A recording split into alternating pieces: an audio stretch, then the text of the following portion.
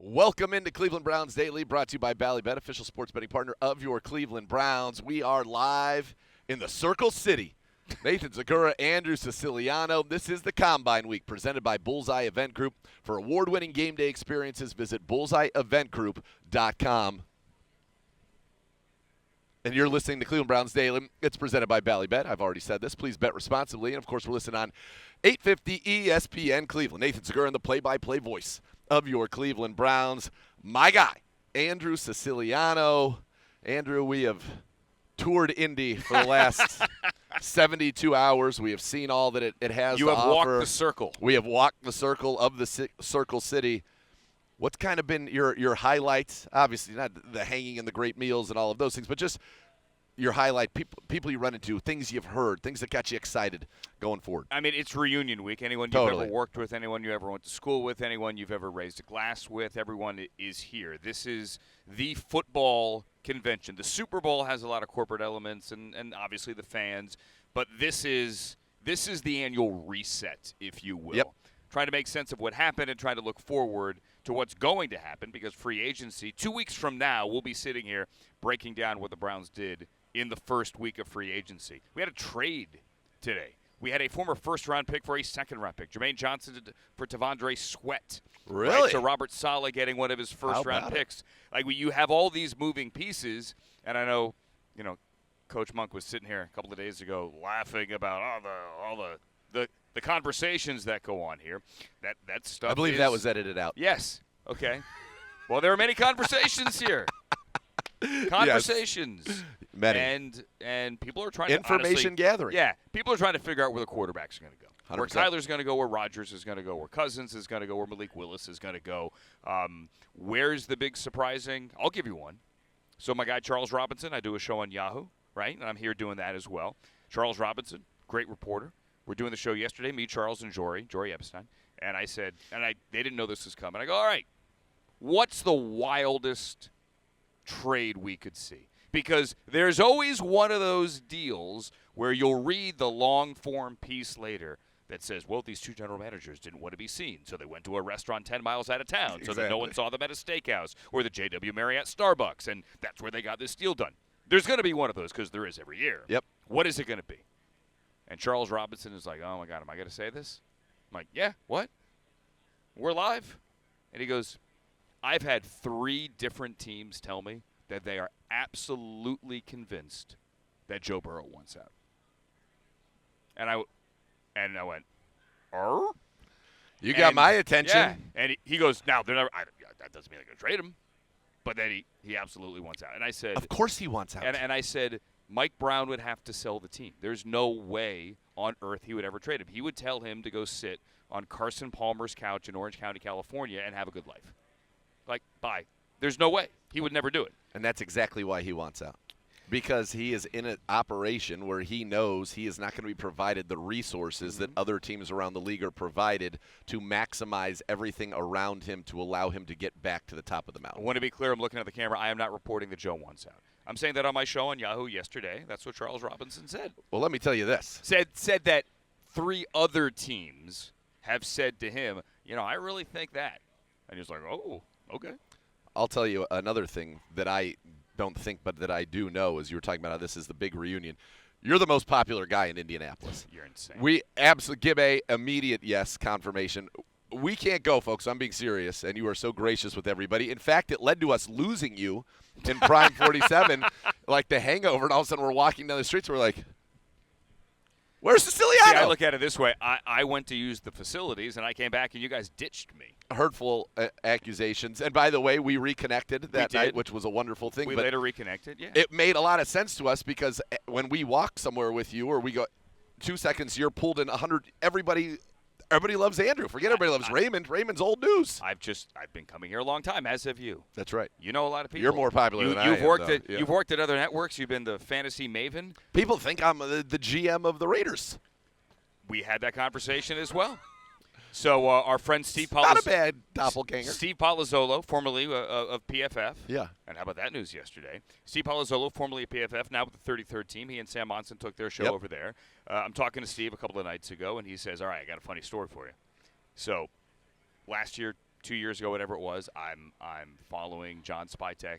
I see him in front of me, and I see him. I'm like, all right, well, he's in a conversation. I'm like 20 paces behind. I want to go introduce myself and say hi. Well, he's going into this room, and I'm just kind of following into this room here, the mosh pit, and he's following him.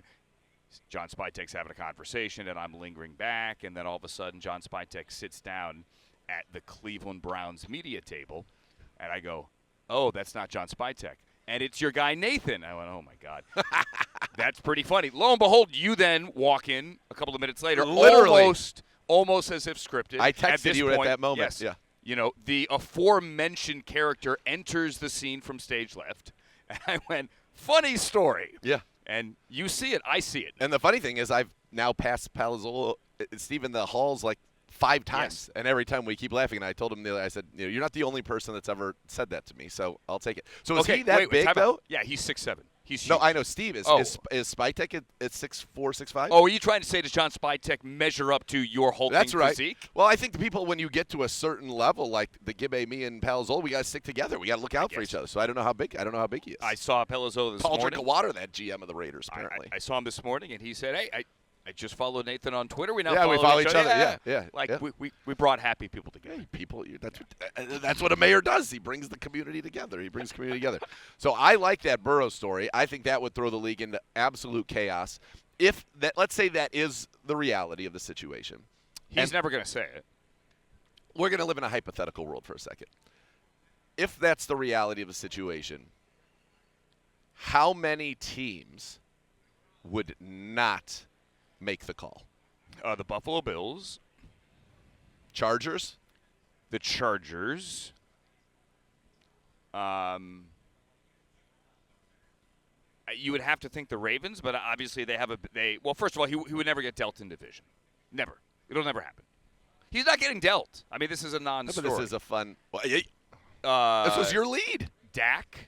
I don't know. I mean, no, the the financial Cowboys would be in commitments- it for sure. Well, but the take financial that stuff out of it. commitment's Who too would high. say well, that but I'm you fine can't with take my? that out of Okay, it. fine. Like, for example, the Ravens have a $70 million hammer hanging over their head with Lamar in 2 weeks that they have to figure out. Isn't Dak 2 years into that deal? Dak is 2 years into that. So they could maybe make it work. My point is, I think there are Allen and Herbert were the only ones that I thought for sure. Maybe I'm missing somebody. Drake May because he's on a rookie deal. Sure. Just went to the Super Bowl. I mean, that's another interesting story around here. The Patriots, what are they going to do? Is Stephon Diggs out next week? Maybe. Is A.J. Brown what they go after? There is a – That's the name right there that I've heard a lot, A.J. Brown. The Patriots – a year from today, we're going to be sitting here talking about what is the number that they give Drake May to extend him. Now, they don't have to extend him a year from today, but a year from today, the window is going to open up. Yep. It's after year 3. So there is very much a we need to keep the foot on the gas in New England mentality because we only have our guy on a rookie contract for 1 more year. Now, the other way to look at it is it's going to be cash out of pocket, but when you do that massive down payment after year 3 or year 4, you spread that hit out. It's not going to totally cripple you, but the idea of winning under a rookie contract is a very significant thing. So, yeah, what do they do? I don't know. Who's the last team that won the Super Bowl? You mentioned that. It popped out into my head. Who's the last team that actually won with their quarterback on the rookie contract? Won the Super Bowl. So it would have been this year. It Were would have the been the Bengals Eagles in with Burrow at the end but of his they deal? didn't win. They didn't win. They got there. I mean, they would tell you that they're a bad PI away from winning, but I think it was the right call. I'm biased. I haven't seen their asterisk. I'd say the no, Lombardi that- Trophy with an asterisk there. It's that's the Rams. not a real thing. I don't know. That's a really good question. I have to look that up. And remember, you don't have to pay the quarterback after year 3. The Dolphins chose to wait a year. Yep. Which I think was the right decision. Probably they could have waited another year and not make that decision. But you don't have to do it that way. But that's the way the league is structured. No, and it allows you to surround that said quarterback with the best possible. So we went Seattle this year, Darnold, no. Eagles, no. Chiefs, no. Stafford, no. Brady, no. Mahomes, no. Well, what year was Mahomes when they won the first time? That's what I'm going back. Right now I'm in 2020. 17. So 2020. They probably paid him. No, that would have been year 4. That would have been the 4th year. Yeah, 17, 18. But he didn't play year 1. Russell Wilson is the answer? Danger us. Thank you, young Gabriel. Which is in 2014. I was having a conversation with someone yesterday about just how Russ – think about it. When Russ came out, it was a big deal. He started at both NC State and Wisconsin. And it was like, wow, that's really different. Yep. Wow. Like, why did he do that? Like, now, I mean, show me a quarterback out there that hasn't played the class from 2 years ago, Drake May's class. The entire class played at multiple schools. Jaden Daniels and Caleb Williams and Bo Nix and Michael Penix and who am I missing there in that class? The entire class played in multiple schools for the most. Who are you missing? McCarthy. McCarthy's the only one McCarthy. that didn't. Yeah, right. Yeah, and he's the one now. That Yeah, obviously is the biggest question mark. Dylan was at 3. Shador was at 2. Yeah, it's a completely different landscape at that spot. And that's one of the things we were talking about with Glenn and with Coach Munkin is the evaluation then. You have more people who are inclined to probably give you honest feedback, but then maybe you have some people who feel like they were burned. I think that has to make that part of it so interesting for the scouts as opposed to somebody who was in a program that grew there, developed there when you're a guy who's been in 3 programs. Now, if all 3 say great things about him, that's probably good. They learn new playbooks. They assimilate quickly, say, okay, this guy can pick up my offense quickly. But that's a whole new layer to scouting that didn't used to exist. No. It used to be, why are you leaving? You have to do your digging, like something went wrong there. Yeah. Who did he tick off? Did coach say he's a bad guy, get out of the building? Like, why did you leave? Yep. Now it's, I went for more money. And that makes sense. Now, Daniel Jeremiah will tell you that in his eyes there's a couple of different reasons. There's like the guy that leaves for money, and so be it, right? It's the way the business works. God bless you. And then there's the guy that also leaves because he wants to step it up a notch and be a better player by playing with better competition, even if it means fewer opportunities. Like Quinshon. Quinshon's a perfect example of that. Yeah. I mean, Quinshon, Lane ran him into the ground. You go to Ohio State, you share carries with Travion, and that's a different feel. And then obviously you win a national championship on a big stage, not as if you're not on a big stage in the SEC. But yeah, there's another reason there. But you have to do your digging a little bit. I guarantee you, there will be meetings this week where players meet with teams, meet with coordinators, and that player or position coaches, that player made more last year in college than that coach did. Oh, yeah. Or even coordinator did. And there's nothing wrong with that. It's capitalism. Like, I'm happy 100%. for those players. It's just a different dynamic. It's a completely different dynamic. Gibbe, tell the people, pot yourself up, tell the people what's coming up on today's program, this loaded show from Indianapolis, the parade of stars. That's what I was trying to tell you to look at your phone. That's what it's here? I had sent it to you, and you were look at waving that. me off because you're like, I'm timing it. Oh, I thought know you were what showing the time. No. I got you. You're a big B. All right, so coming up, trying. this is the parade of stars today. Assistant General Manager of the Browns, Glenn Cook. We're going to hear from Charles Davis. The world's greatest human. We're going to hear from the legend Greg Cosell. Also a good dude. Oh, elite. And then Chris Sims. Oh. Gibbe's favorite, the white whale, Chris Sims. You know what? Can you do me a favor? Go down the rabbit hole with Chris Sims on Jalen Hurts. I'm going to think about doing it, but then I'm going to decide not to. Okay. Not because I don't love you, Mm-hmm. but because the space-time continuum You have other prevents things to talk it about. from happening. Oh, I see what you're saying. Well, in an alternate universe, Yes. Right, yeah. in the multiverse, If we're in the multiverse, we're talking Jalen Hurts. Quantum entanglement, you could possibly do something here that affected that conversation. You're exactly right. Right.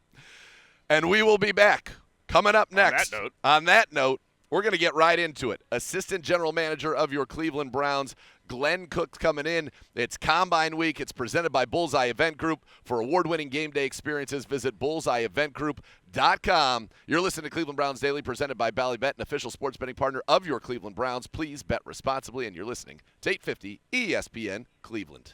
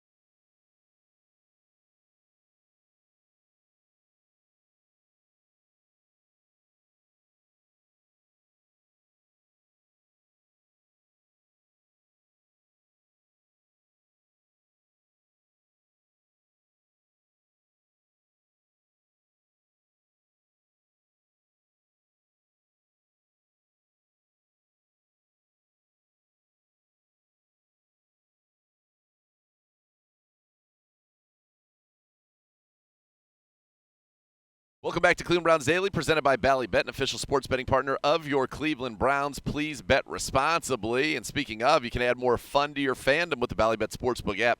Download today and get $50 in bonus bets when you place your first wager of $10 or more. Bally Bet, an official sports betting partner of your Cleveland Browns. Day 3 here at the Combine in Indianapolis.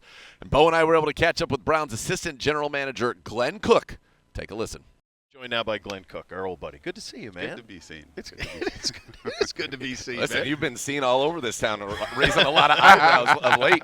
No. A lot of people, what's Glenn doing here? No.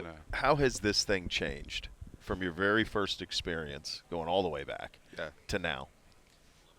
Well, I think part of it is I also see it from a different seat. Like this is my 15th year in the league. My first year, I was actually a scouting assistant for the Colts.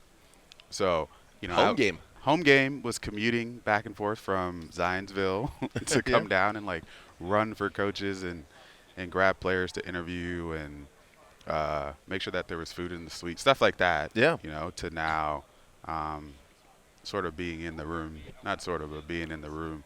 And so from that standpoint, it's a much different perspective. Yeah. You get asked to give 5 to 10 minutes a lot more when you're walking down the hallways to young kids aspiring to get into the sport. So from a personal level, it's a very different vantage point. I think from the Combine, it continues to evolve, right? They're adding different drills. There's new metrics being gathered that we have to consume and make sure that we're up to date on and understand how, understand the methodology behind it, understand how it impacts maybe how we view the players 1% to 2% differently. But for the most part, it's still the same. Yeah. You're getting a chance to meet young men a lot of times for the first time in person, away from their normal environment of college where they've been it used to be for sure 4 years. Yeah, but, right. They've been in college for 4 to 5 years now. So you're getting to just sort of hear firsthand experience on what they went through, what they've learned, what they've done, how they've done it. And that doesn't change, right? We're all humans. We all have our unique ways about ourselves. It's good to learn and good to know as we try to understand and figure out who will be the best players for our team. Yeah. So I don't think it's not changed significantly, but definitely on the edges. There's new stuff that as you get older, you get stuck in your ways. Like, why are we doing this? Why'd they change the times of the formals from the evenings to now splitting it in the morning? So that some of that stuff is kind of been tweaked, but for the most part, it's been good. Yeah. What do you enjoy about those formal interviews? What are you hoping to get out of them? I was talking about this at the women's forum yesterday. One of the most rewarding things for me, aside from the players that we draft, is just generally to sit in draft meetings. We just went through draft meetings for 2.5 weeks, where we really download everything we know about the player to that point. Background, how they grew up, parents, life, situation, how their career in college evolved, right? So you sit and you hear 300. I think we went through 358 players, 360 players. You hear every single guy's story. Yep. And everyone has a unique story. And for me, the most rewarding part is to see 4 years down the road the success cases and how they played out, because you hear the different types, and we all have faced adversity in our lives, but you hear the different things that everyone's gone through, and so you just root for you want everyone to succeed. You want all 300 plus players to come to the NFL and have a successful career.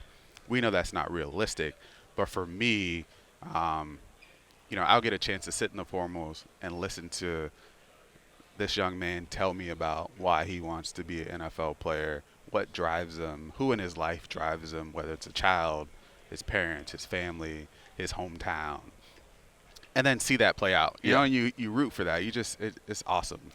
Is there some, when you go and you look back at past seasons, as you've now been in 15 years, and you look at the guys, oh man, I really like this guy. I'm really glad he's successful. If it's somewhere else, to go back and find, maybe see if you can identify a connective tissue between the guys that actually do go on to be successful and the ones that, man, I really like this guy, and I'm shocked that this one didn't work out. I mean, I think it's subjective. Of course. For me, it's probably like when what the feeling you have when you meet that significant person who will become your spouse.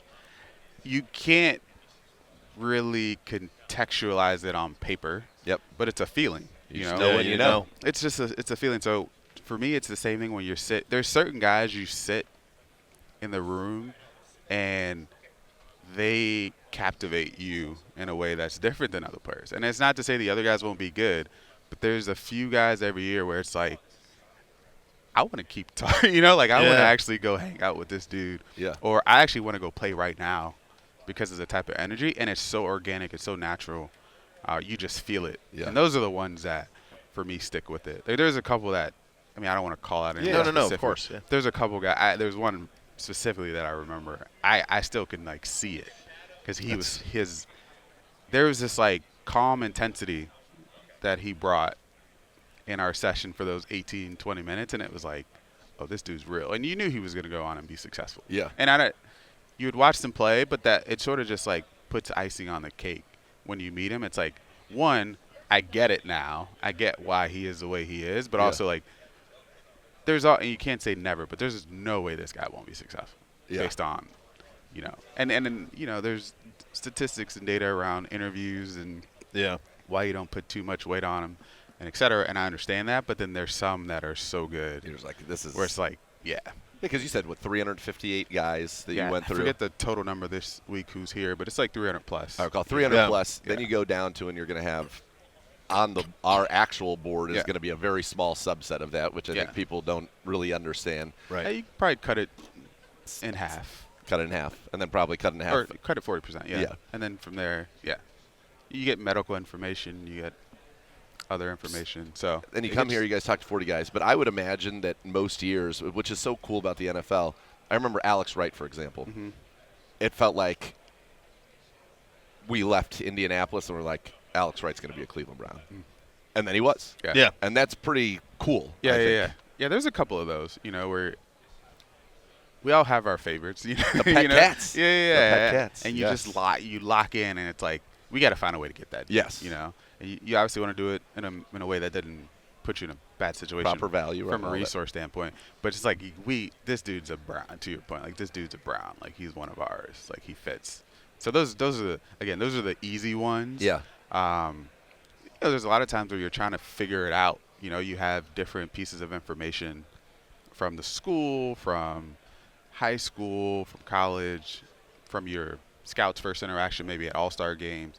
There's still guys you're just trying to figure them out. You know what I mean? But then there's a few where it's like, that's a Brown. Well, and the other metric that's changed here is in a lot of these cases, these guys have played for at least 2 teams, sometimes 3. Yeah. You said 3 or 4-year guys. I mean, there's 6-year guys. Yeah. So there's all of these other variables to measure over the last 3 or 4 years because the college game has changed so dramatically. Yeah. So when you think about getting to know a guy, I wonder if these are more important than ever now because for some of these guys, they played for 3 coaches. Yeah. The plus side of that is you have many more touch points that are not just one place. And in some of those situations where you did have players stay, it was extremes, right? Either everyone loved him, even if there was not a unbiased perspective on him, or, maybe his early career didn't play out as well and he kind of couldn't get past that first impression that he made. Yeah. Now you get you get a nice blend of, hey, this dude's been at 3 different schools, and there's 3 different perspectives. Yeah. And honestly, they all piece it together. You have the early kid version. You have the second place he went where he started to figure it out and flourish, and then the last school where they probably got the benefit of all the development that he had at the other schools. Yeah. And so you just get the story line written for you in a different way than them staying at one school for 4 years. So it can be challenging because now you're trying to sift through it all. Connect the dots at different places where it used to be a one-stop shop. Yeah. Is there a benefit to understanding, okay, how this person comes into a new locker room? Let's say somebody goes 3 schools, 3 years, right? And they keep kind of going up in stature. Yeah. How they come into a new locker room, how they're able to adjust to a new scheme, because likelihood they're coming in the NFL, you're not going to be running the scheme they were at. But on the flip side, you don't get to see somebody grow in a scheme where, okay, now I can play fast. I've got it. I'm not thinking. You talk about on our leap, the leap from year 1 to year 2 is typically you want it to be pretty immense. And so these guys aren't getting that. I would imagine that really kind of you have to do probably more projecting on guys that go boom, boom, boom in some sense of what it looks like. Now their tape may just be that good and everybody may just love them and that makes it easy. But I would imagine that's a little bit different because you don't really get to see these guys just stay in one place, grow, get comfortable, and then blossom. So the cool part about it is the guys are typically transferring or moving now for a couple of reasons that are similar to what would happen in the NFL. So it's NIL related, so it's a financial decision. It's a playtime decision, and it could be a combination of this, or it's just like, hey, the relationship with the university, we'll call it, is just in a place where they feel like they should separate, right? And so you're getting a good rep at that situation to see how he handles it. It's like, okay, hey, you had said player at, a group of 5 who played really well, transfers to a power 4, gets a significant NIL, and also has much more significant expectations put on him. Sure. How does he handle that? How does he walk into it?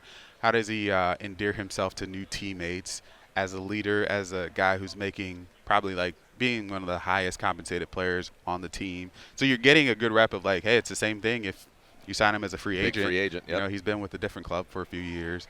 You're going to make a significant investment. How does he integrate himself into the locker room? What type of guy is he? What type of leader? How does he handle his resources that he's been given? So in that way, it's like Quinshon, right? Quinshon last year going to Ohio State, high profile, big money, wins the national championship. Yeah, and we had a good sense of how he would integrate into the league because of that experience, because like I said, Ole Miss played out a certain way. He wants to go to Ohio State. It's a change, probably more Power 4 to Power 4, but it's a change in scenery. You're going from the SEC to the Big Ten.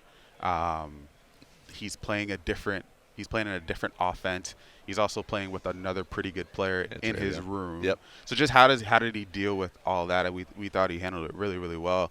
Because a guy who's as competitive as he is, he could have probably been like, hey, I want more touches. I like Travion, but but I came here. I want more touches. Give me the rock. But it's been great. He was able to show that he could, be a good teammate, but also be a big contributor to a good team. It's funny as you're talking about all of that, it hits you because I obviously talk a lot about college football, and one thing that jumps out as you were going through all that is college football's problems are the NFL's benefit, because what you just described is we now know how is he going to respond to money. How is he going to paratroop into a new situation where he doesn't know anybody? How quickly can he learn a new scheme? You're now getting that from your minor league system. Yeah.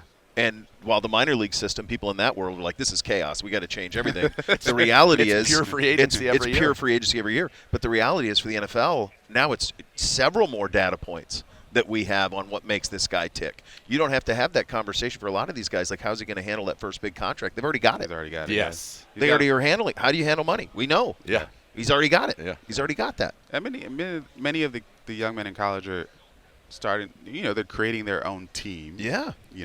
So you And understand. agents. You understand who's helping influence certain decisions. How are they making decisions? To your point, they're getting 7-figure deals in college. We don't. That's something we no longer necessarily have to project. And also, it's caused us to probably change our onboarding, I'll call it, process with the players, because it's a different conversation. Totally. It's a totally different conversation. They understand. I would hope like taxes already. Yeah. Like they're setting aside money to taxes. They're reading contracts for people they're employing. So to your point, it has benefited us in a lot of ways that we probably don't even appreciate. Yeah, it just hit me as you're pretty going cool. through all that. I was like, wow, what an incredible data points that you have that you didn't 5 years ago. Yeah, didn't have them. Yeah, it's again. I think we're happy we're not dealing with that every single day. I think that would be really, really difficult. Chaos. But it is a good thing here for people who want to understand. Just could talk about the board, because we're not going to talk about any specific guys. Obviously, you're here to do work, and we have it's nice to have 2 first-round picks. Mm-hmm. I'm sure you're very excited about that. 3 in the top 39.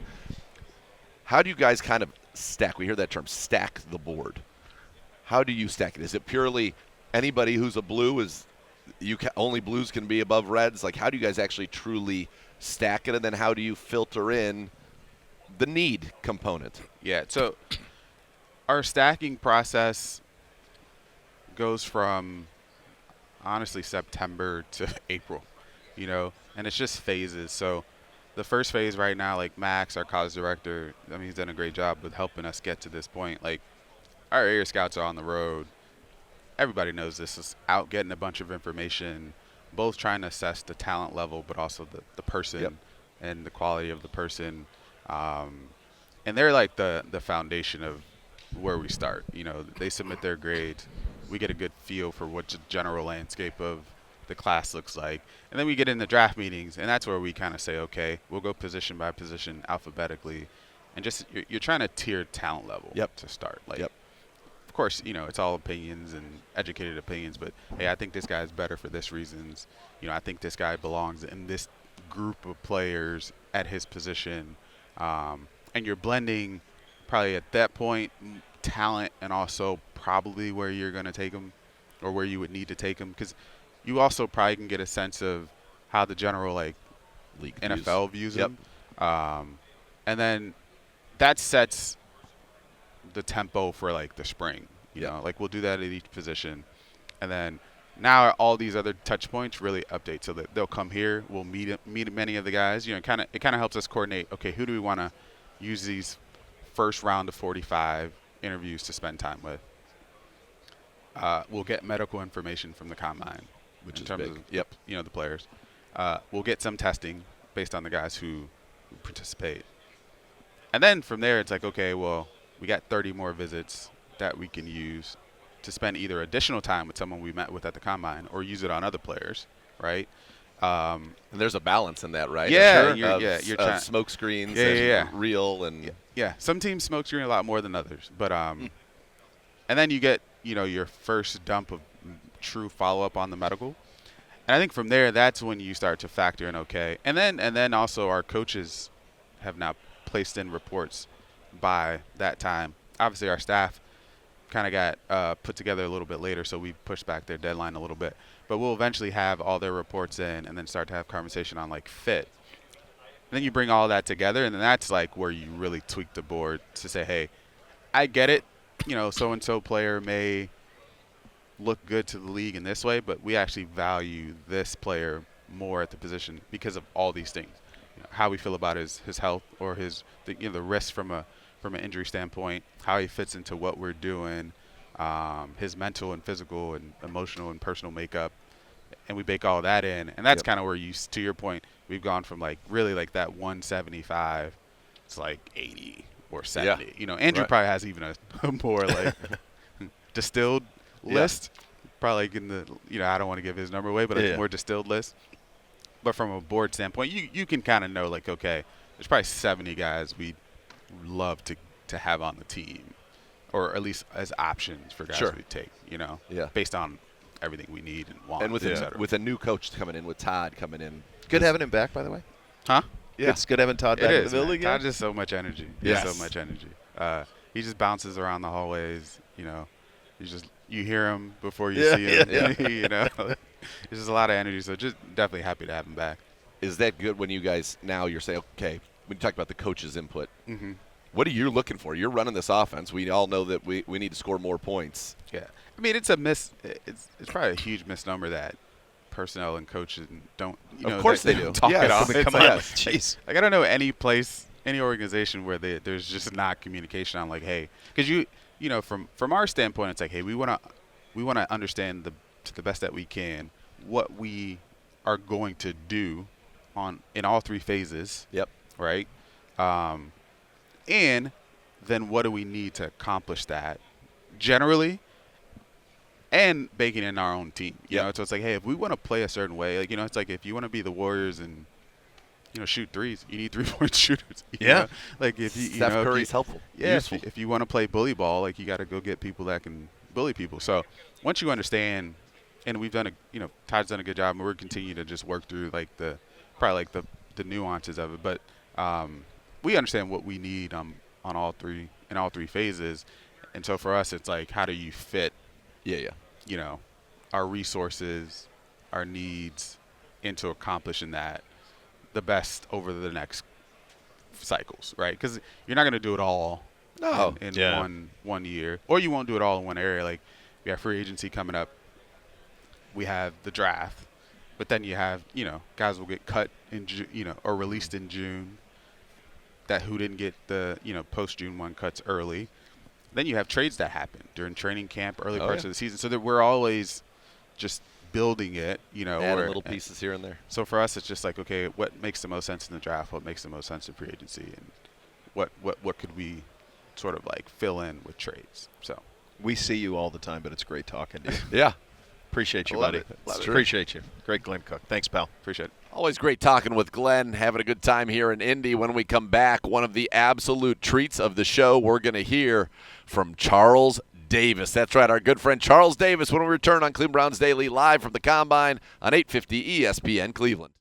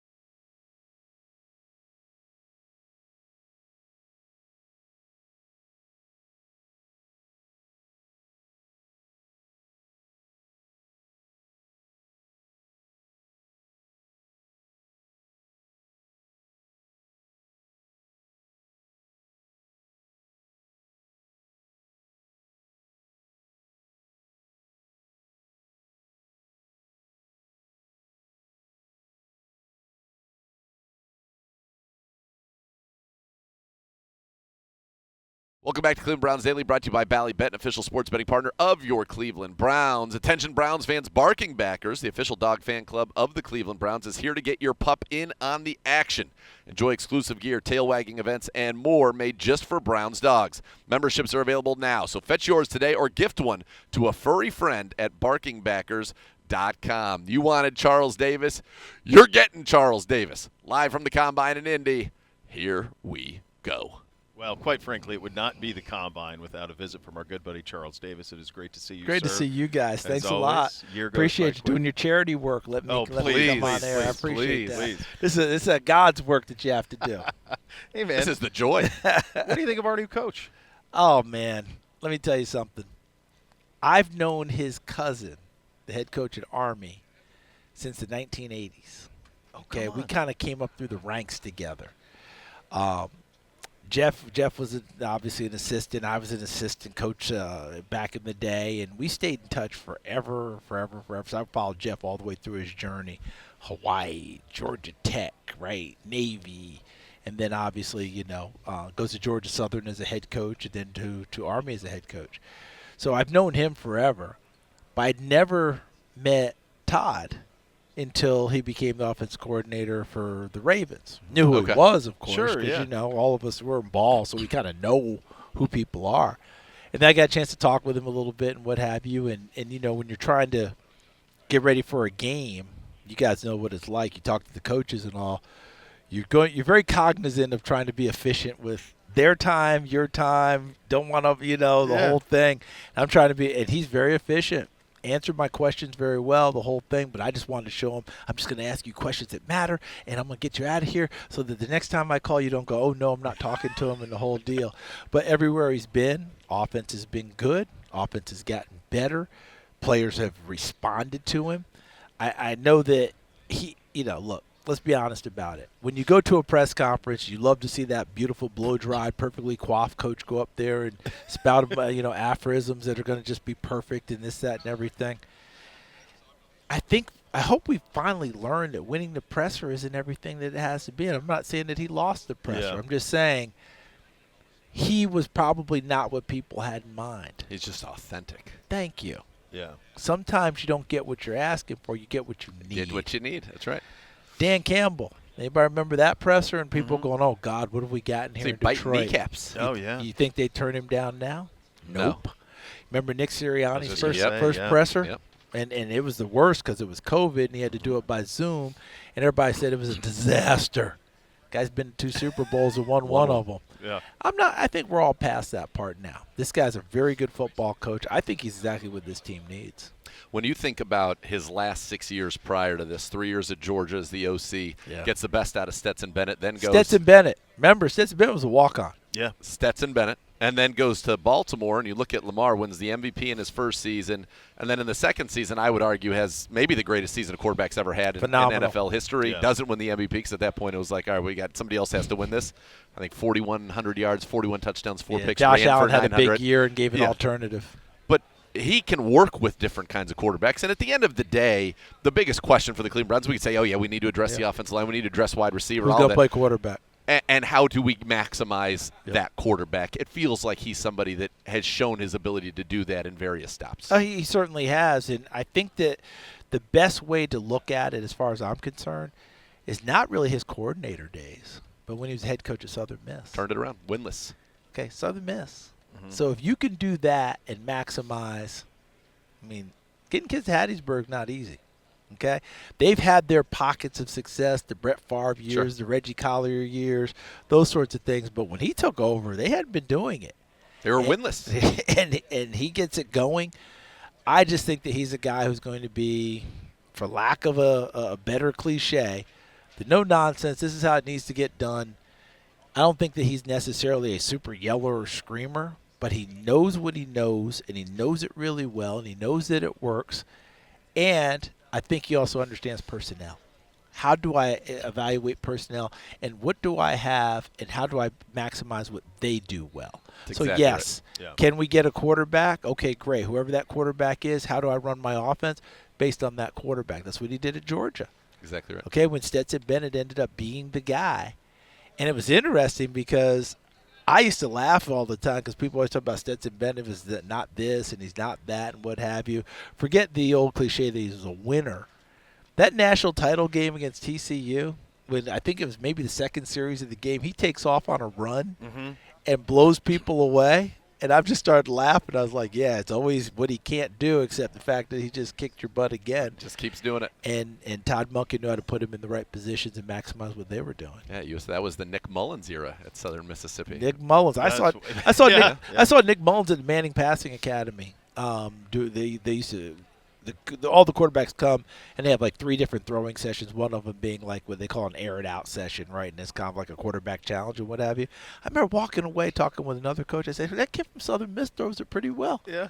And he's had more success in Still the in the NFL league. than anyone thought possible. Yeah, he's still there.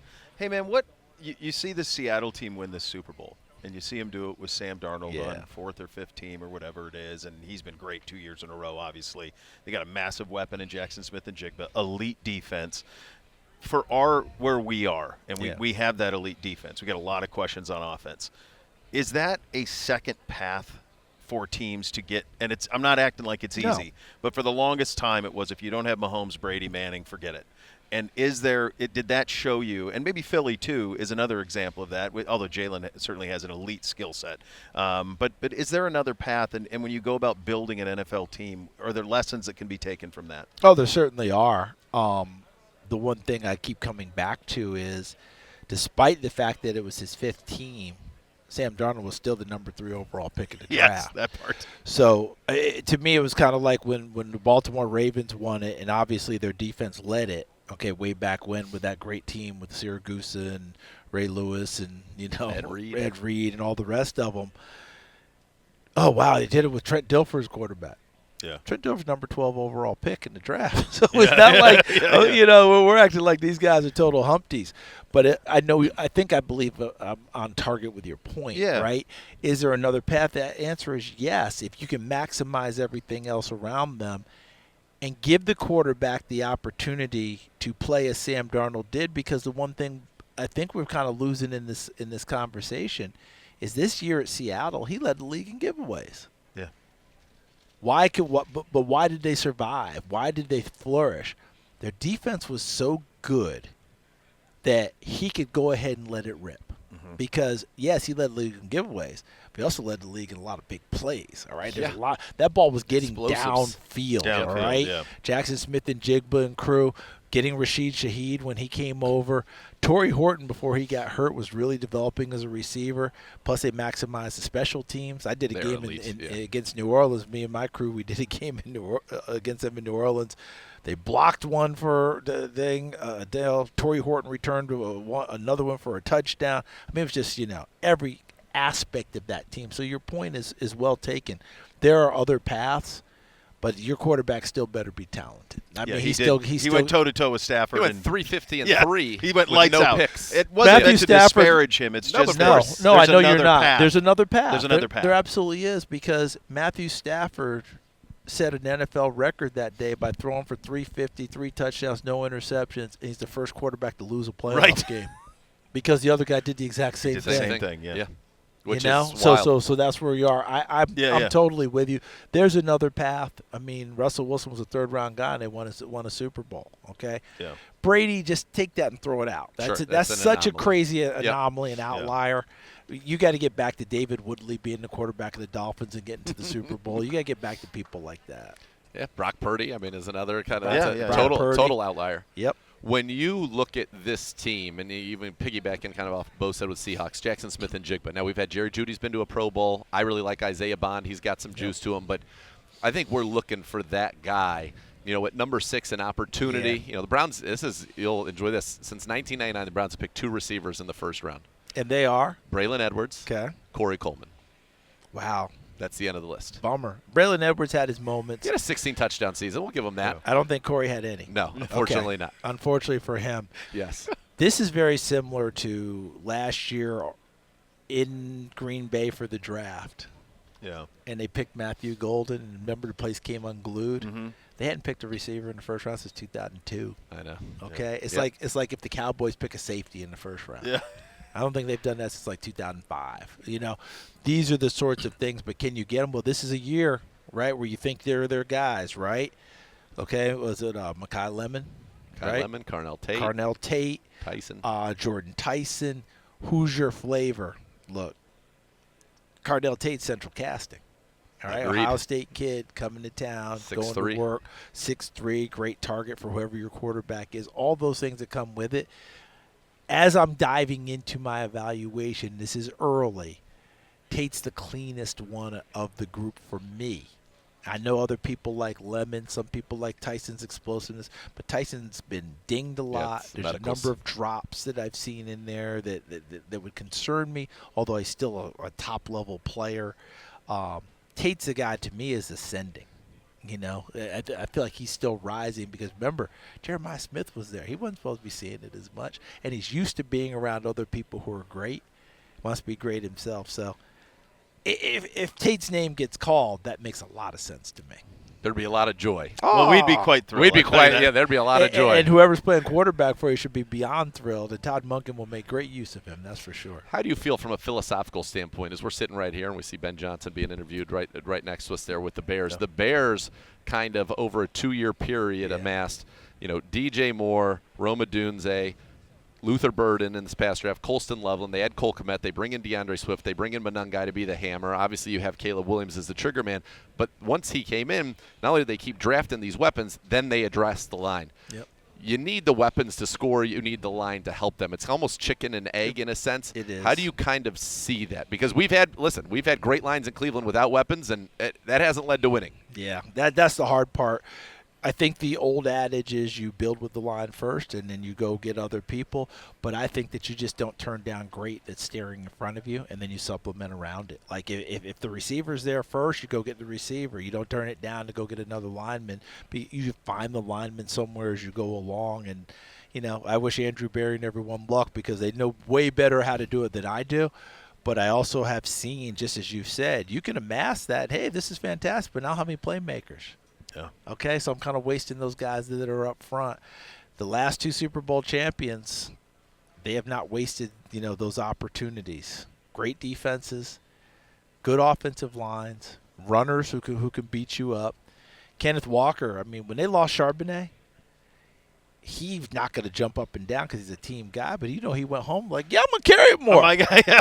What running back do we know don't want carry No, more? of course. And yes. he caught the ball out of the backfield. He's like, you guys think I can't catch the ball? Watch this. Watch this. And he's Super Bowl MVP. put himself into a great spot because Charbonnet's injury, the whole thing. If you're Seattle now, before you were thinking, well, we're not sure. He might have put you in position to be right there. I just hope that your young runner, Mr. Judkins, Yeah, we need gets him. healthy. He'll be good to go. Because if Yeah. he's good to go, I think he can be your hammer. Yeah, I kind of think about it. Don't In my forget, mind, don't forget Mononga's a 7th-round pick. you're Yeah, talking, yeah. you know, when Yeah, you say to me, you think of all of a sudden Tate, Judy, Bond, Fan, and Things- Judkins. things start to Then work. you're like, okay, I can see this. Things start to work. I don't know what Njoku. He said he said a farewell. Okay, but that's okay. That's why he drafted Fannin. Yeah. And it's so funny because when Fannin came out, there was so much conversation. Hey, he looks a little stiff, and I don't know this. I was like, yeah, but I just watch him dice up Penn State. Watch him Exactly. dice up this, Was it Penn State and Texas A&M? yeah, Or those is yeah. I He did all right. think he's pretty good. Yeah. You know, Yeah, you guys are worked out trying to pretty talk well. me out of him, but I don't know about that. We got You know? Mr. Bowling Green right I here. mean, people yeah. are trying to talk me Yeah. out of it. Like Yeah. I was like, well, I don't think you're going to talk me out of him. And boy, what Not a steal. anymore. 3rd round, right? Yeah, third round. Third Yeah, round. yeah. Look at that production. Yeah. It's great seeing you. Great to see Thanks, you buddy. guys. Thanks for Thanks, everything. Charles. Thank Continued you. success. You take care of yourselves, okay? The parade of stars continues. When we come to Indy, we like to do 2 things: eat shrimp cocktail and talk to Greg Kosell. We've already eaten the shrimp cocktail, so we're kicking off hour number 2 with the man himself. And guess what, folks? Spoiler alert, write this down. You might be seeing more of Mr. Kosell. That's when we return here on Cleveland Browns Daily, live from the Combine on 850 ESPN Cleveland.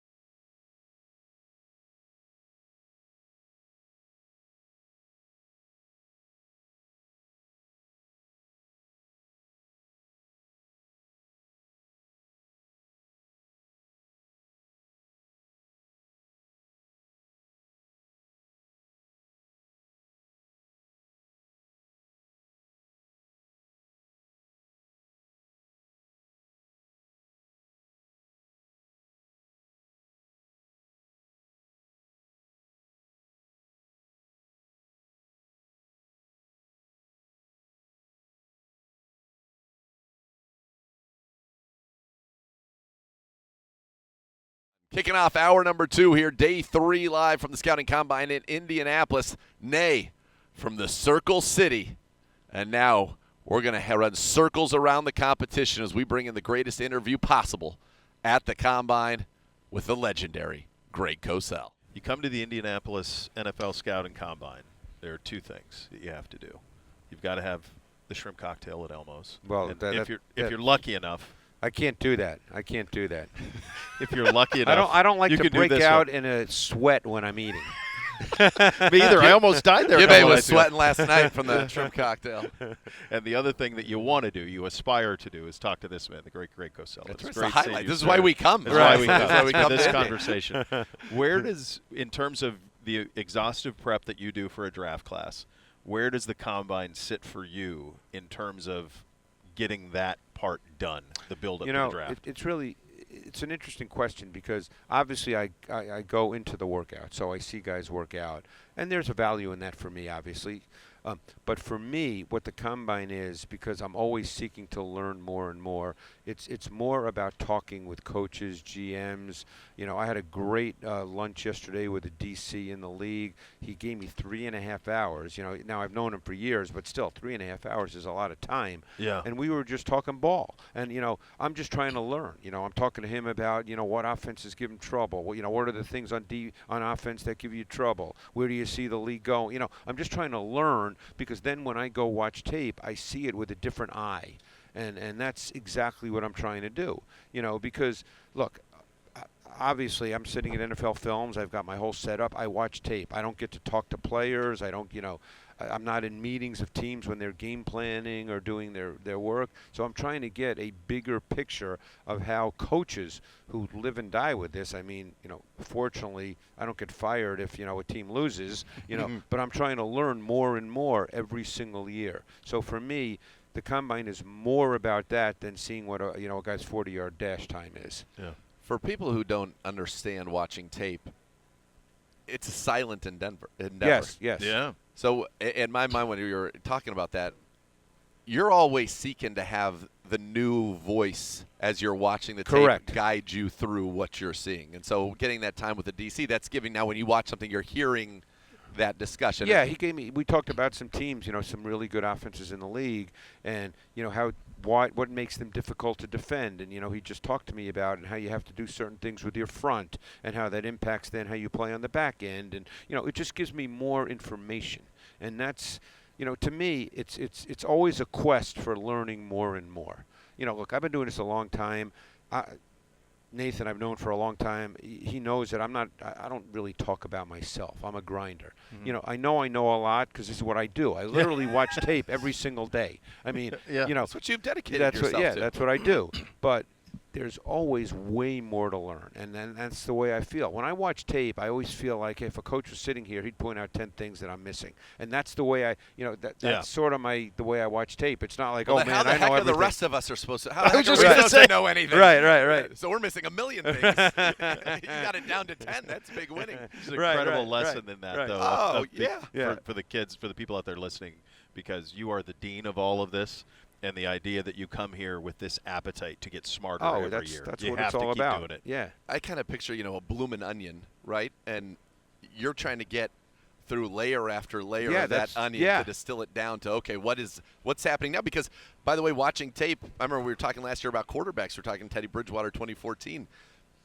That position has changed so much. Oh. So the way you watch tape in 2014 or what the NFL was or what they wanted out of certain positions or what defenses were trying to do or what offenses were trying to Yep. attack, it's like a different language. No, and the game constantly evolves, and you've got to watch tape and see it evolve, and grow with the game. Sometimes I grow quick with the game. Sometimes I'm stubborn, and you stick to what you've believed for years, but you just keep trying to grow and get better and see it differently. And by the way, I have no problem admitting if I don't know something. I have no problem there because there's certain things you can't possibly know, which is why I never talk about like game plans and play calls because you don't know what goes into all that. Yeah. You'd have to be in their meetings all week to know that. Sure. And I'm not in their meetings. So, in fact, Matt Hasselbeck, who I've known for years, he said to me a couple of years ago, he said, one reason I respect you so much, which actually tells me that you know a lot, is you're more than willing to say that you don't know something. Yeah. Because you just can't know everything. Right. How could you? And it's important to know what you don't know. Right. And then you can seek it out. You were Right. talking about the combine and your quest for knowledge, and talking to you was a part of my quest for Right, knowledge well, every year. And we had the appreciate great that. Yeah. talk last year, me, you, and Charles, when we were talking Right. about Oh, that quarterbacks, was which yeah. unfortunately turned out to be a little more prescient than I would have liked, liked it to have been in retrospect. But Todd was just sitting here with us, the new head coach of the Browns, Todd Monken. The people here, this is a special event because everybody's here. Right. You want to talk to, now some coaches, now Sean McVay doesn't come, but for the most part, you want to talk to every coach in the NFL, they're here. You want to talk to every GM in the NFL, they're here. The people who have made their lives, dedicated their lives to football in other capacities like yourself are here. This is, I call it kind of football Disneyland, if you're if that's what you're into. Right. And that's what's so cool. It's the people, the connections, the running into you at high velocity, and we get to shoot the BS for a second about a great many things. And by the way, sometimes you see someone and you have an 8-minute conversation because that's all it works out, and you just hear something from a coach. It resonates in a totally different way, and you go, "Wow, I just really learned something." Yeah, very often that happens to me is a coach says something, and I say, "I knew that, but he just said it in a way that made me think about it differently." Yeah. And that's, to me, that's great. When you think of all the years that you've watched, and we just had Todd here, which kind of dovetails into this, as you watched his Ravens operation offensively, what stood out to you in terms of this is what he's going to bring to Cleveland? Obviously, special player in Lamar, and that's a part of it, but two of Lamar's best years were while he was there. It's funny you say that because I certainly don't know Todd Monken, and I don't know what's in his head, and I certainly, don't know the relationship that he had with Lamar. You'd have to be there to know that. But here's my sense, and I could be 1,000% wrong. I think that he limited a lot of the things he would really like to do because I think Lamar was extremely comfortable playing out of the big personnel package with Patrick Ricard. And at some point, you have to play to what your quarterback is comfortable with. He says that. That's what it starts with. Understanding your quarterback, what he does well, what his strengths are, what his weaknesses are, and then you build your offense from there. Right. And again, this is just obviously I don't know Lamar Jackson either. So this is just my sense from watching tape of the Ravens when he was the coordinator for 2-3 years, whatever it was. 3 years, yeah. And my sense is that he would like to play more out of what we call 11 personnel, meaning 1 back and 3 wide, but that Lamar was really comfortable playing with Ricard, who played probably, 35% of their snaps, playing out of heavier packages. And when all's said and done, you play offense to your quarterback. If your quarterback's not comfortable, you're not going to have a good offense. Yeah. So, again, we have no idea what he's going to do with the Browns because, at this point we don't know what their personnel will necessarily be. But I think in an ideal world, he would like to play more with 3 wide receivers on the field. That's my sense. Yeah. Is there something to when you see a guy like Todd who, prior to going to the Ravens, he's working with Stetson Bennett at Georgia. Right. They win 2 national championships. He could be stylistically probably could not be farther from Lamar Jackson. Oh, yeah. And then you go to Baltimore. Now, he had said in his press conference when he came in that he took that job in particular because he thought it was his best path to get to be a head coach because if I can make Lamar Jackson be able to throw the ball successfully when other teams know we need to throw the ball, then that will be my calling card. And you look at his first season MVP, second season, 4,100 yards, 41 touchdowns, 4 picks. That's the best passing season he's ever had. No question. That, to me, gives me some hope here with the Browns that Stetson Bennett and Lamar Jackson couldn't be different, and and you got the best out of both of them. Yeah, no, and that's the key. You have to play to your quarterback. I think look, I've always been a believer, and I'm sure I was told this years and years ago, but whoever told me it resonated, is teams tell you coaches tell you what they think of their quarterback, both good and bad, by what they ask the quarterback to do. Yep. Right. I mean, no coach is going to ask a quarterback to do things that they don't feel he can do, and no coach is going to ask a quarterback to do things that they know the quarterback is uncomfortable doing. So, because what a lot of teams do is, and you probably know this, Nathan, is a lot of teams, maybe it's a Saturday night or whatever, the quarterback and the offensive coordinator get together, and, if you have a veteran quarterback, you pretty much say, hey, is there anything in this game plan you don't like, you're not comfortable with? And, the quarterback might say, oh, these 3 plays just I'm not feeling it. Then you take him out. Oh, yeah. Because you're not going to call a play in a critical situation that the quarterback is uncomfortable running. There was a great Peter King article that he did. He was embedded with Carson Palmer and Bruce Arians with Arizona and went through that exact process. That basically, like, the opening script is all Carson. Right. What he said, these are the things that I really want to get in there, and they work, and if he doesn't want it, of course it's out.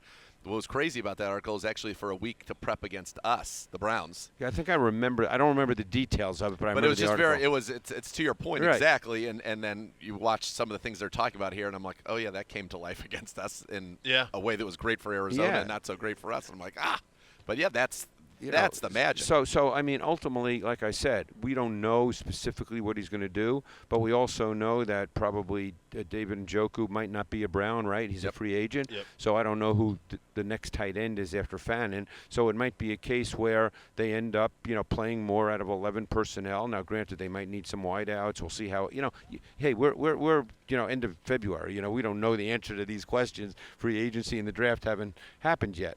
But I would think that he would like to play more. And when I say 11 personnel, I don't mean spread. Everybody immediately thinks spread because the game has changed where even teams that play a lot of 11, there's a lot of reduced formations. There's a lot of pre-snap movement. It's not spread the way people think, oh, you're playing with 3 wide receivers, the field's spread out. That's not necessarily the case. When you look at some of the trends of the league, and one of the things you mentioned, that 11 personnel, where sometimes now you're using receivers as blockers and doing that, what do they call it? Those kind of the insert. The Rams are big on that. Yeah, and then you get Puka Nacua running through the B gap all of a sudden. And then he runs a route. And runs a route. Yeah. And people can. Our touchdown, it's funny, our touchdown against the Patriots on the opening drive, Harold Fannin was lined up in the backfield and did an insert, ends up running a corner route. We run a scheme wide open, and then the It Seahawks. was going from right to left, right? Yep. I remember it. And the Seahawks basically copied it Yeah. for the touchdown to A.J. Barner in the Super Bowl against the Patriots. But that insert, is that one of the trends? And I don't know if the DC that you were with touched on that at all. He did, because it's funny, he did. He talked about the issue that you have when you play a team, and he talked about the Rams, because obviously the Rams are one of the more difficult offenses to defend for multiple reasons. But now you get stuck because very often they put Nakua in that kind of that kind of what we call Zin motion, Z in, Zin motion, and so now that impacts your front because now you don't want him to get a free release, so sometimes you take your D end and you actually move him further inside, and then you have edge setting problems, and then they run outside zone against you, and you don't, so it becomes cat and mouse, a chess match, but a lot of teams are doing more of that. It's funny. I remember seeing that, and I did a piece in my NFL matchup show. I don't know, this was 6, 7, 8 years ago, where Kyle Shanahan did that with George Kittle, and at the time, it was like, oh, my God, you almost never, ever see that. He took Kittle, put him in motion. He ran in between the guard and the tackle and then ran across the field. And it was wide open because the defense didn't quite pick it up because he released from a different spot, something you're not really sure. And we did the piece and matchup, but I'm going back like 6, 7, 8 years, and now it's become pretty much a part of what a lot of teams do. Teams do it with backs now, too. Yeah. And it becomes really difficult to defend. It stresses linebackers. They don't know who they're responsible for if it turns into a pass. Yeah, it's one of those things, too. Like, you feel like everything would be done by now in the NFL. And then every year you see something, and there's a variation. Like Andy's great at this; he grabs something from years ago and inserts it. It's a tweak, It's not like a whole shit. No, but all he did was end up running a crosser. It's not like he ran a route, because there's not 1,000 routes. It's not like you've never seen the route. It's just how you get to them, how you applied it. Yeah. And these guys just keep coming up with new ones. It's fascinating. When you think about kind of the evolution of the chess match, and I know you do such a great job of the match, and you love that, and you get into it. Do you think the average NFL fan would just be shocked at how much goes into a game plan and how much, if somebody motions from 1 into 3, how much of that changes and the calculations and the switches that need to be made on a defense to react to that in a split second? Really how some would, masterful it all is? I think some would, for sure, because none of this stuff, look, obviously not everything on either side of the ball with coaches works all the time. I mean, I had this conversation, like I said, with the DC yesterday, and he said, hey, when the game's over and I'm like, it's 3-4 hours later, I always look back on the game and I think, hey, there's 5 or 6 things I just would have done totally differently. That's human nature. Of course.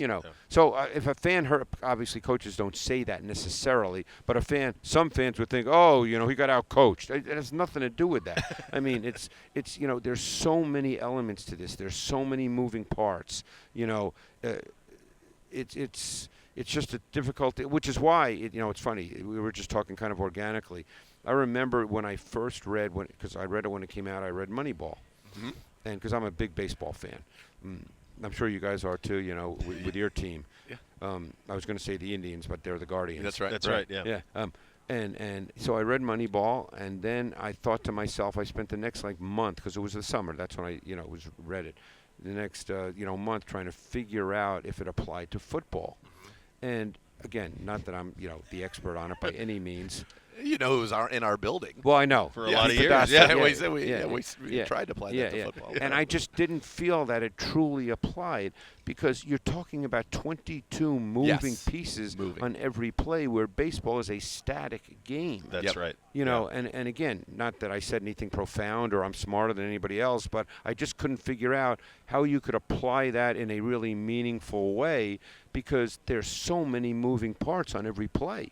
You can't have the predictive nature, and then we see the shifts in the way people play. It's a completely different sport from that I remembered, growing up playing or even watching. Well, I was a baseball guy growing up because I played it. Because I'm older, a lot of younger people have no idea that in the late 60s, early 70s, when I was in my formative years, that the 2 biggest sports in the United States were baseball and boxing. Correct. So.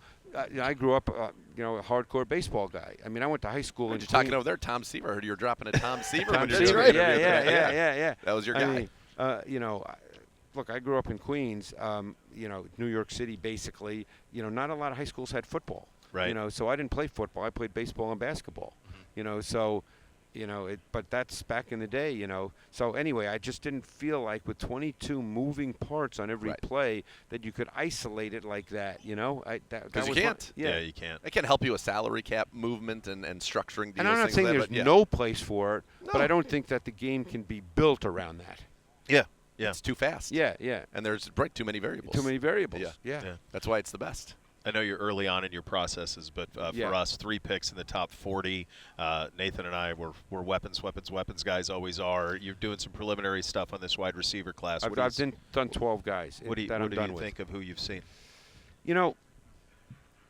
I think that a lot of these receivers will be in the eye of the beholder because there's no Jamar Chase in this class. There's nobody like that.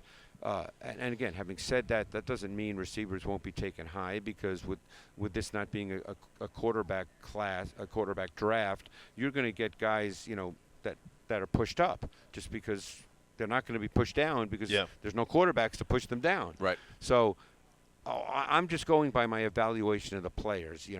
Nathan knows me. I don't do lists. I don't do mock drafts. I have, maybe 3 receivers get drafted in the top 15. I don't know. Yeah. But I don't see it in a normal world. I don't see receivers in this draft really being like top 10 players. Okay.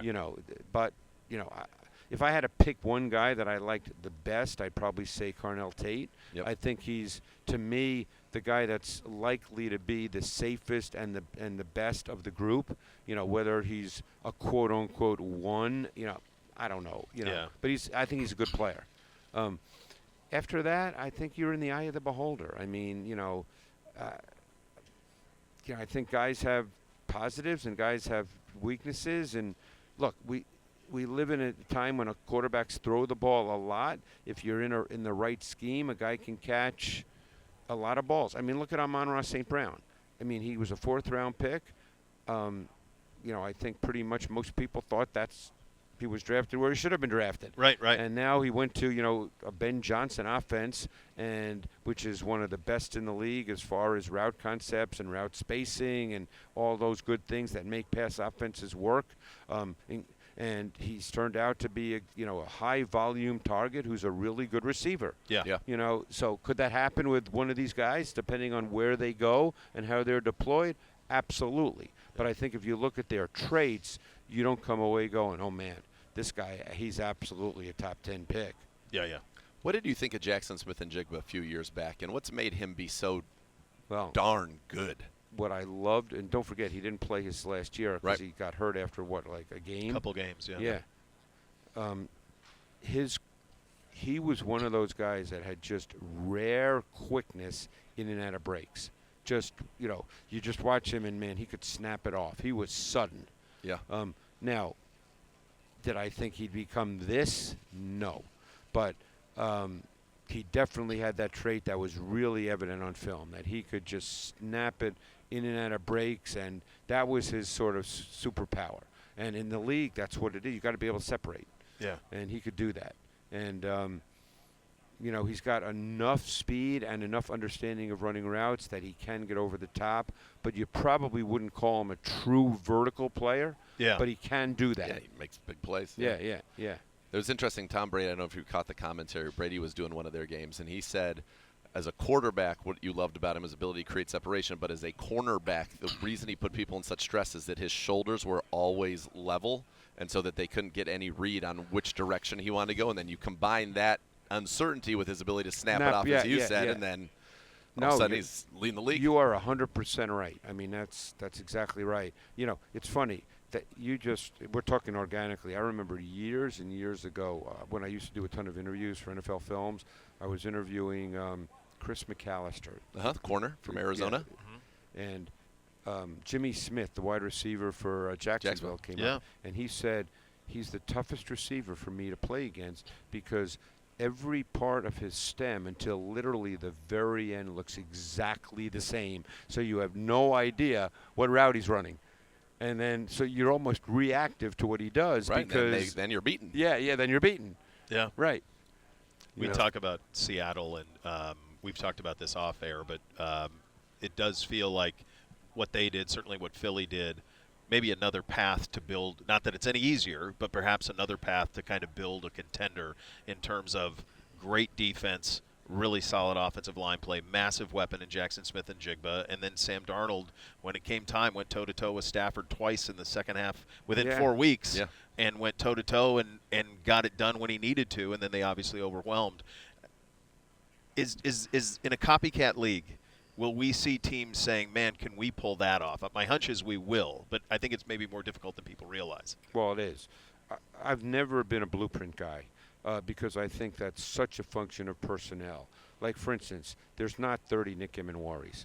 You're dealing with a 6'3" and an 1/8, 220-pound safety who ran a 4.38 at the combine. He essentially was a Sam linebacker for them, but he has traits that go well beyond a Sam linebacker. But, so you can't just take any guy and say, well, you know what, we're going to play him like Nick. It's like Caleb Downs in this draft. I think Caleb Downs is a really good prospect, but he's not Nick Emenwari. He's, I spoke to a Midwest scout who I know, and he told me he'll probably be like 5'11 and a half, 197, 198. And I think he's a really good player. He's a great player. Yeah.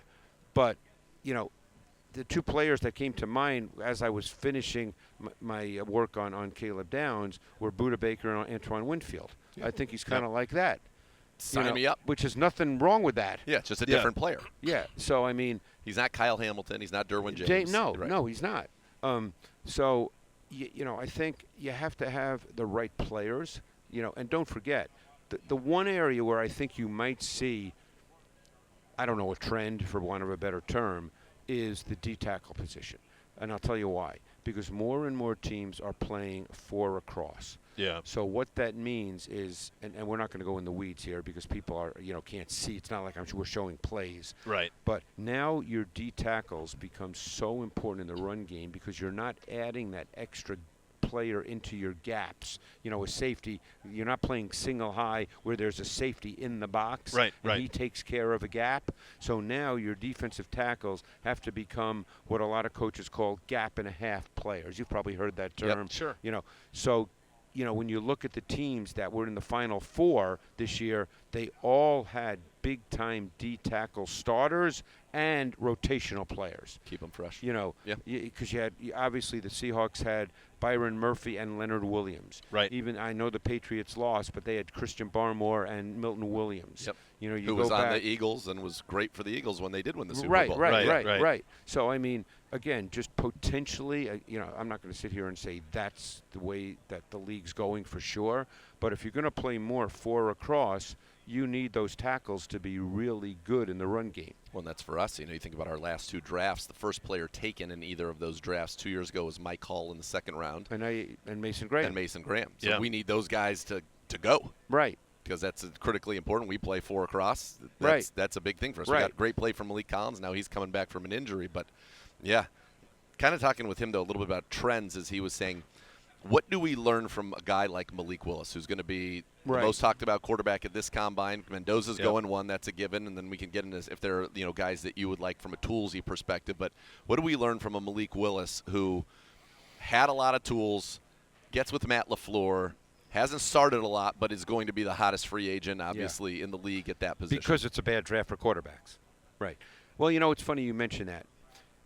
I sort of I'm on my own little crusade here about the discussion of quarterback traits, because what you keep hearing is he's got great traits, and 99.9% of the time, what do people mean by that? It means that he can throw it Size hard, and arm. Yeah. and he can run.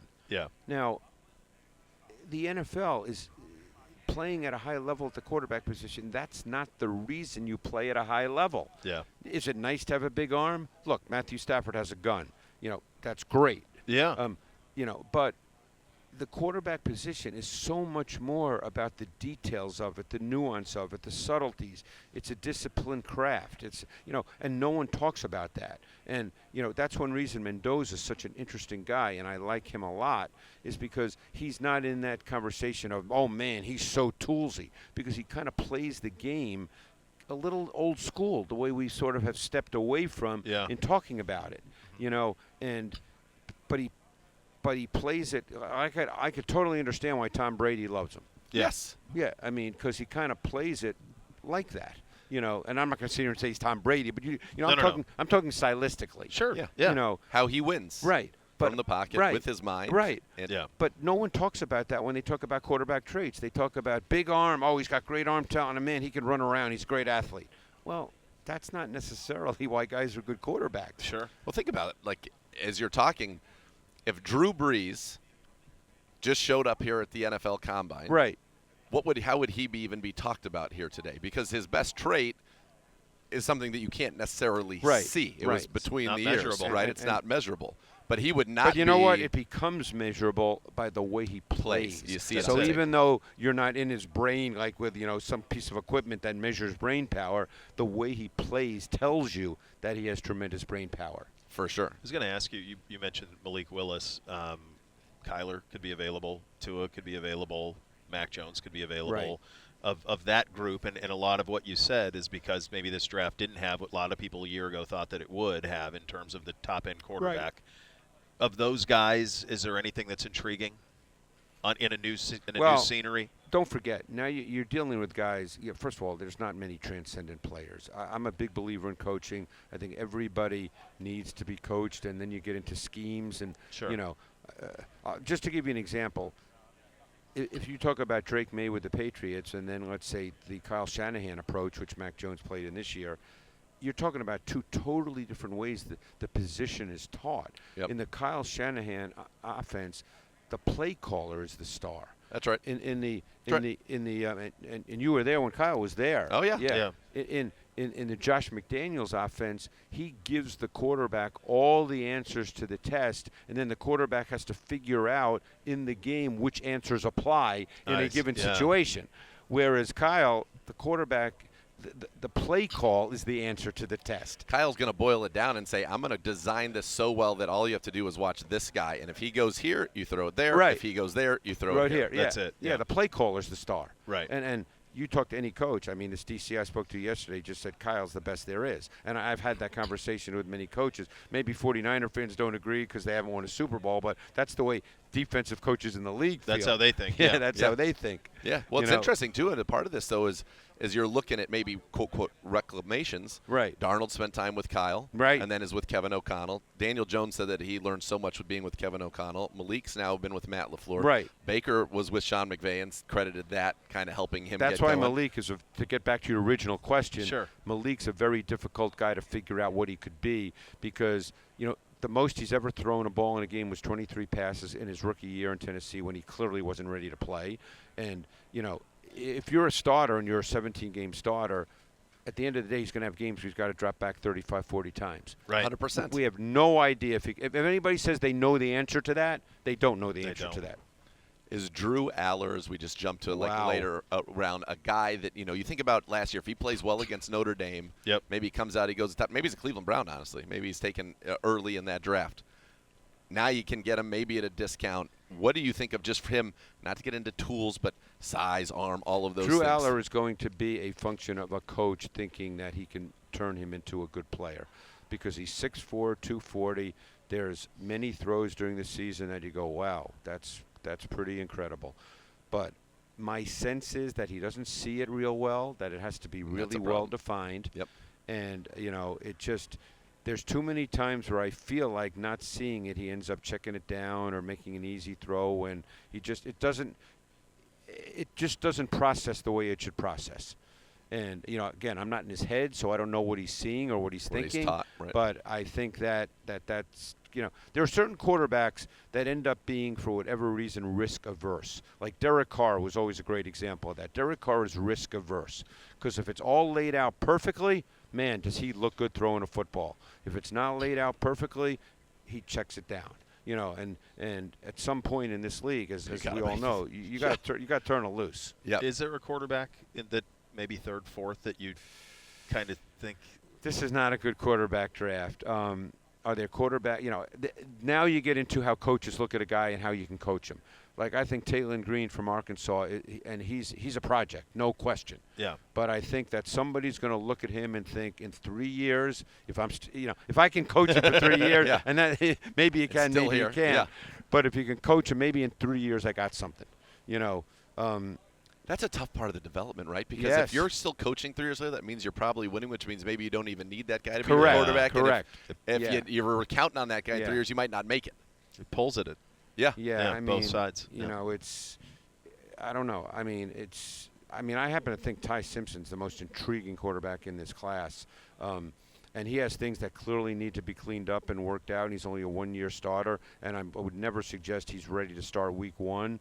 But I think he has starting traits. And when I say starting traits, I don't mean we're going to start talking about him with Josh Allen and, those guys. Yeah. But I think he could be a quality starter. I heard a coach tell me this while I was here that you'll be surprised. He's bigger than you think he is.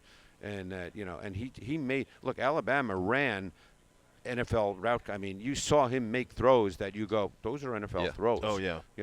These are not checkdowns or quick little hitches. These are NFL throws. Is there a Tyler Shuck in this draft? Because that was a guy that you liked last year, and boy, over the second half of the season, He he looked started Yeah. cooking. Nobody, again, I need to see more. Like, I keep being told about the North Dakota State guy who I haven't seen. Okay. Yeah. Cole Payton, I guess it is. Uh-huh. And he's a lefty, so, I haven't seen him at all. Because I've tried to watch guys that I knew I was going to get asked about, like the top guys. Yep. I've watched the Baines, the Baileys, the Ohio State defensive guys. So I've seen more of those guys. I've seen 3 safeties, Downs, McNeil Warren from Toledo, and A.J. Halsey from LSU. So I haven't seen as many quarterbacks as I normally would have. Like if it was a big quarterback year, Then you'd have I them would have all, watched yeah. 7 guys before I got here. Yeah, But, yeah. you know, It's just not. it's not those guys. No, Yeah. no, it's not. This Sir, is too fun. That's, best. now I know how you spent 3.5 hours. It just Yeah. it just flies by. Yeah. thank you, sir. Great that to was see great. you. That Mr. was so Cosell. much fun. Yeah. That is just one of the absolute treats of being here.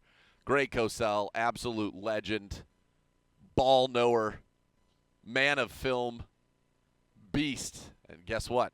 Like I said, teaser, get ready for the season because you're going to get more Greg Kosell. And what do I want? More Greg Kosell. When do I want it? Well, in the football season, but really I want it now if we're being honest about it. All right, when we come back, Gibbe has done what only he can do, even though he had no part in doing it. And that is get Chris Sims on the program as we wrap up this star-studded edition of Cleveland Browns Daily live from the Scouting Combine in the Circle City.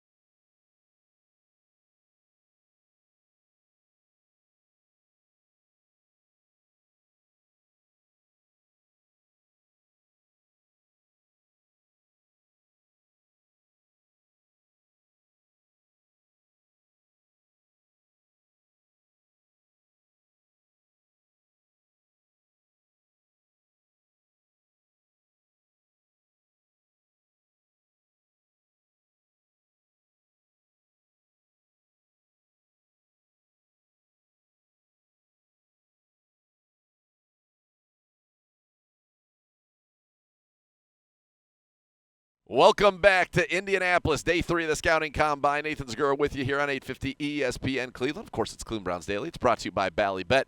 But you know what? You want to get into copiers and document services? Look no further than OBM. They're the preferred provider of copiers and document services for the Cleveland Browns, who can tackle any size office. Call 216-485-2000 or visit ohiobusinessmachines.com. Chris Sims, Gibby's White Whale from the Combine now. All right, one of the big treats of the Combine every year, certainly Gibbe's favorite thing, although he did not come over for the lurk this year. He sent us in his stead, which I'm sure you're disappointed by. Well, yeah, I mean, didn't come by. Then you chickened out and asked somebody at NBC to come and get me. So, man, we're just getting soft in Cleveland, Let huh? me tell you something. What's going on here? That is a gross misrepresentation of the facts. Bo, our good friend Bo Bishop, great friends with Josh Perry, and that's how it happened. So that's I would how never be. That's how you work it. Yes, yeah. I would Okay. never be afraid. We've gone back and forth many times here at the Combine. We have. All right, let's talk a little bit about quarterbacks, because I think that's kind of the big thing, the domino around the league, always, every single year. This year, not maybe so much in the draft. We know Mendoza's going to go 1, but talking about guys like Malik Willis. Yeah. Will Mac Jones be available for the right price? Right.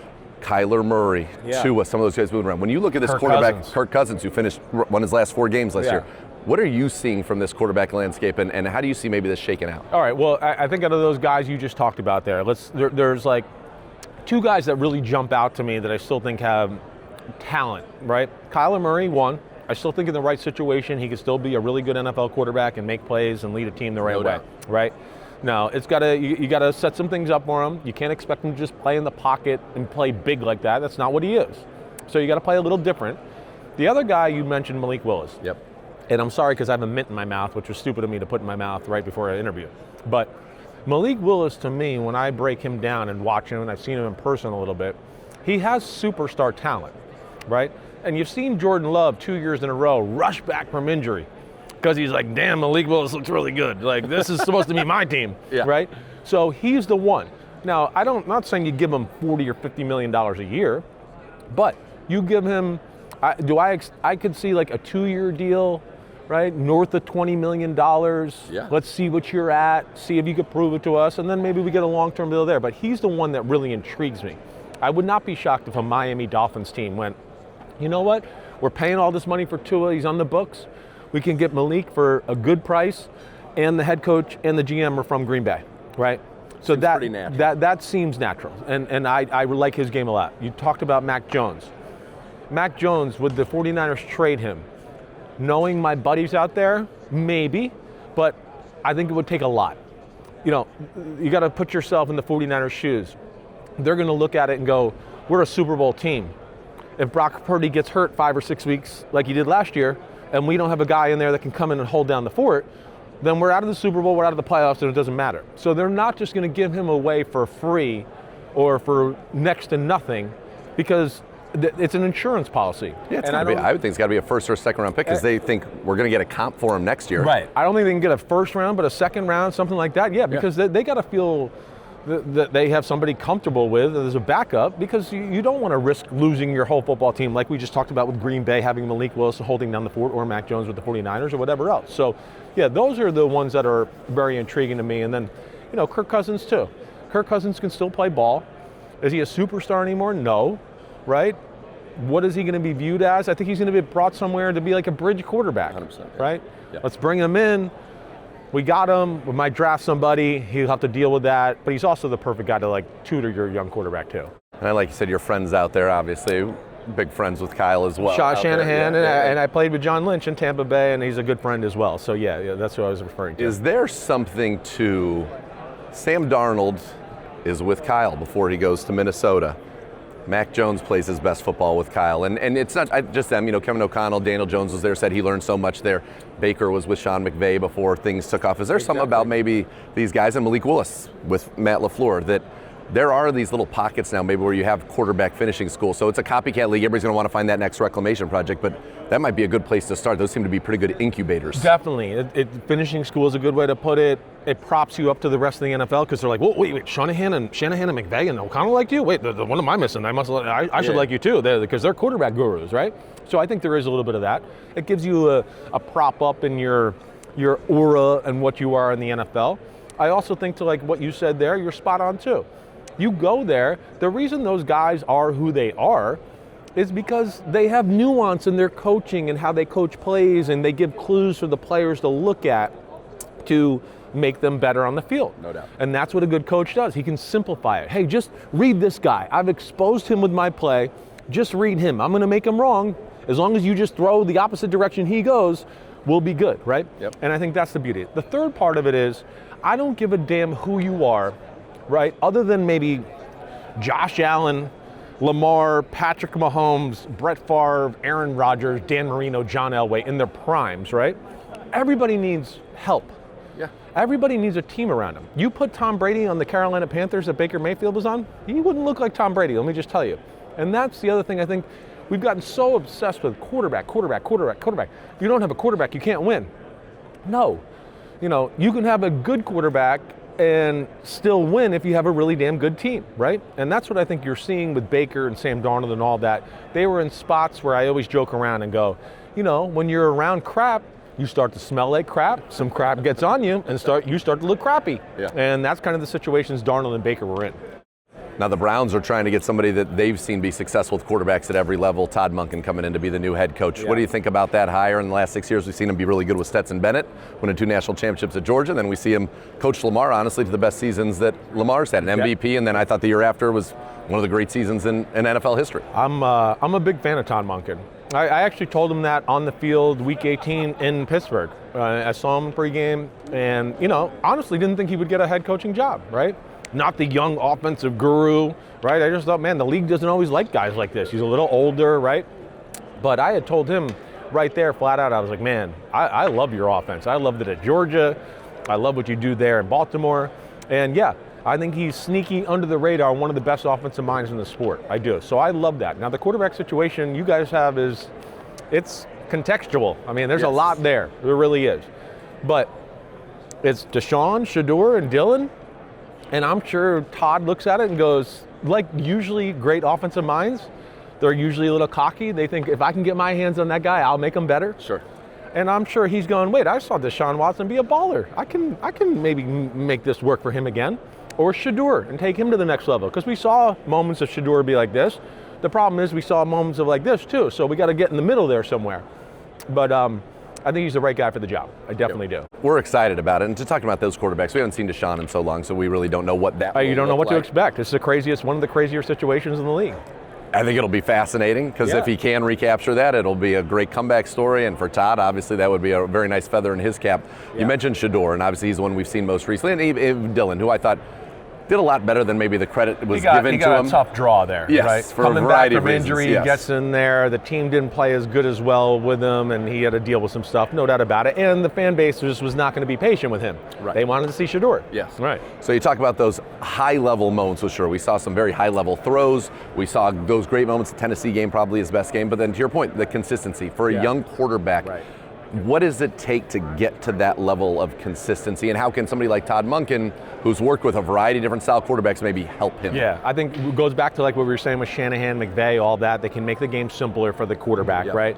Maybe give them more offense, but within the plays, make it simple for them to understand. I think it's going to be big that Shador is going to be able to go into the offseason, go back, watch film, watch it with Todd. Todd's going to teach him certain things, and he go, ooh, wait, I didn't know that little nuance about that play. Okay, that makes sense. And then, as we see with any like quarterback guru type of guy, there's a little bit of what I always call rewiring the robot. Totally. It's kind of what happened with Ben Johnson and Caleb Williams this year, right? Caleb, his whole life was like, wait, if I just stand here and move around and make plays, I make it happen all the time. My whole life, high school, college, Heisman, whatever, I make it happen.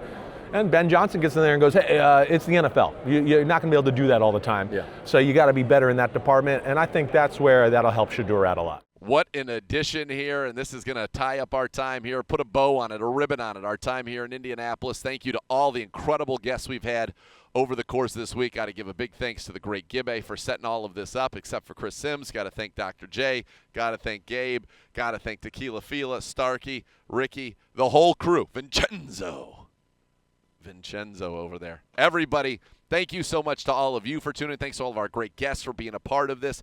If a car, truck, or motorcycle accident has caused you injury, call the injury lawyers at 1-800-ELK-OHIO for a free case review. Elk & Elk, proud partner of the Cleveland Browns.